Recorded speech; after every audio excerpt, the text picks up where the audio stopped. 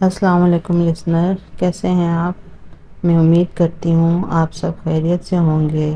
अल्लाह ताला हम सबको अपने हिफ्ज़ व अमान में रखे और शैतान के शर से बचाए, आमीन। ये वाक़या कराची से सिद्रा ने भेजा है। चलिए उनकी अपनी ज़बानी सुनते हैं। वो कहती हैं, समर वेकेशन में हमने मरी जाने का प्रोग्राम बनाया। हम बाय रोड मरी के लिए निकले। तमाम रास्ता एंजॉय करते हुए, नज़ारे देखते हुए हम दूसरे दिन तकरीबन रात में मरी पहुंच गए। जब हम वहां पहुंचे तो अंधेरा हो चुका था और काफ़ी रात हो चुकी थी। इसलिए हमने सोचा कि रात होटल में क़याम करके हम सुबह निकलेंगे। तमाम होटल बुक थे। हमें बड़ी मुश्किलों से एक होटल में रूम मिला। होटल में इंटर होते ही एक बड़ा सा हॉल था। हॉल के एक साइड पे सीढ़ियाँ बनी हुई थी। हमारा रूम फर्स्ट फ्लोर पे था। रात जब हम वहाँ पहुँचे तो काउंटर पे सिर्फ एक शख्स ही खड़ा था।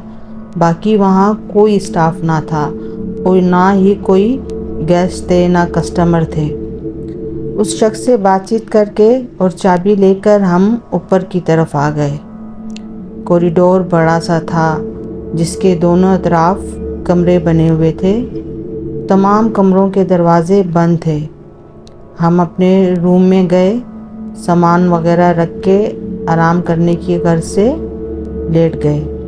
बच्चे जो हैं वो थोड़ी देर बाद ही सो चुके थे। मैं और हस्बैंड बातें कर रहे थे कि हमें ऐसा लगा जैसे कोई सरगोशियों में बातें कर रहा है। हमने इसे अपना वहम समझा और सोने के लिए लेट गए। अभी हमें लेटे थोड़ी ही देर हुई थी कि वॉशरूम का दरवाज़ा धड़ाम से खुलता है और बंद हो जाता है। इसके साथ ही रूम का मेन डोर खुलता है, जैसे कोई वॉशरूम से निकलकर बाहर की तरफ गया हो। मैं और हस्बैंड बड़ी हैरानी से एक दूसरे को देख रहे होते हैं। फिर हम कहते हैं कि शायद हवा की वजह से ऐसा हुआ हो। थोड़ी देर बाद मेरे हस्बैंड सो जाते हैं। मुझे नींद नहीं आ रही थी। मैं आंखें बंद किए सोने की कोशिश कर रही थी कि मुझे ऐसा महसूस होता है कि कमरे में कोई टहल रहा है। मैं देखती हूँ तो एक लड़की ड्रेसिंग टेबल के सामने बैठी मुझे अपने बाल कैंची से काटती हुई नज़र आती है। मैं उसे देखकर खौफ से उठ बैठती हूँ और देखती हूँ कि पूरे कमरे में चारों तरफ बाल ही बाल बिखरे नज़र आते हैं। अभी मैं देख ही रही होती हूँ कि अचानक कमरे की लाइट चली जाती है। मैं खौफ से चिल्लाने लगती हूँ तो मेरे बच्चे और हस्बैंड उठ जाते हैं। मेरे हस्बैंड मुझसे पूछते हैं क्या हुआ। मैं बच्चों की वजह से उन्हें कुछ नहीं बताती कि वो डर जाएंगे। कितने में मेरे हस्बैंड खौफज़दा आवाज़ में कहते हैं कि तुम्हारे पीछे कोई खड़ा है। वो अपने मोबाइल की लाइट उस जगह मारते हैं तो वही लड़की मेरे पीछे खड़ी हुई अपने बाल उसी अंदाज में काट रही थी। अब बच्चे भी चीखने चिल्लाने लगते हैं। हम अपने बच्चों को उठाते हैं और बाहर की तरफ भागते हैं। बाहर कॉरिडोर में घुप अंधेरा होता है। वहाँ ना कोई इंसान नज़र आता है और ना ही कोई स्टाफ का बंदा। तमाम रूम के दरवाजे खुले हुए थे। हम जब जब रूम को क्रॉस करते हमें उन रूम में वही लड़की खड़ी नज़र आती। हम चीखते चिल्लाते नीचे की तरफ भागते हैं। नीचे भी गहरी खामोशी थी। पूरा हॉल खाली था और काउंटर पर वही लड़की खड़ी हमें नज़र आती है। हम भागते हुए बाहर निकलते हैं और जाकर अपनी गाड़ी में बैठ जाते हैं। सुबह होने का इंतज़ार करते हैं कि हम सुबह होते अपना सामान उठाएंगे और यहाँ से निकल जाएंगे। बाहर की तरफ देखते हैं तो बाहर घुप अंधेरा होता है और पूरा होटल अंधेरे में डूबा हुआ होता है, जबकि आसपास के होटल रोशन होते हैं और लोग आ जा रहे होते हैं। نہ جانے رات کے کس پیر گاڑی میں ہماری آنکھ لگ جاتی ہے۔ صبح کسی کے نوک کرنے پر ہماری آنکھ کھلتی ہے تو ہمیں ایک گارڈ کھڑا نظر آتا ہے۔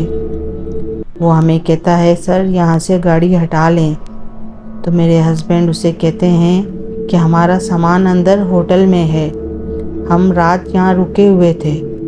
تو وہ حیرانی سے کہتا ہے سر آپ یہ کیا کہہ رہے ہیں، یہ ہوٹل تو کافی عرصے سے بند پڑا ہوا ہے، یہاں نہ کوئی آتا ہے نہ کوئی جاتا ہے، میں اس ہوٹل کا گارڈ ہوں اور اس کی چابیاں میرے پاس ہیں، یہاں کئی سالوں سے تالا لگا ہوا ہے۔